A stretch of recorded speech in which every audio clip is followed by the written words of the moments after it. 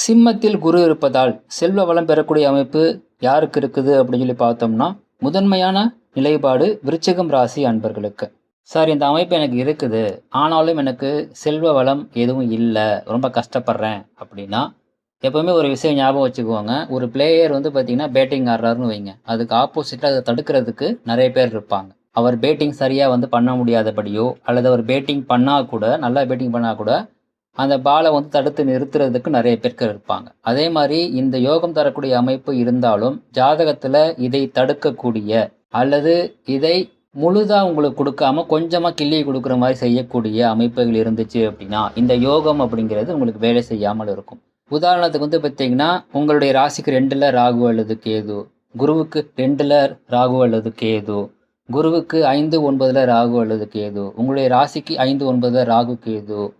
அதே மாரி இன்னும் நெறைய கிரக அமைப்புகள் இருக்குது. எத்தன அமைப்புகள் தடுக்கிறதுக்கு இருக்குதோ, அத்தனைக்கும் ஏற்ற மாரி வந்து பார்த்தீங்கன்னா, இந்த யோகம் செயல்படாம இருக்கும். அப்போ என்னங்க பண்றது? என்ன அமைப்பு தடுக்குதுங்கிறத செக் பண்ணி, அதற்குரிய பரிகாரத்தை, கோவில் வழிபாட்டை நீங்கள் ஃபாலோ பண்ணும் பொழுது, இந்த யோகத்தை நீங்கள் முழுமையாக அனுபவிக்க முடியும்.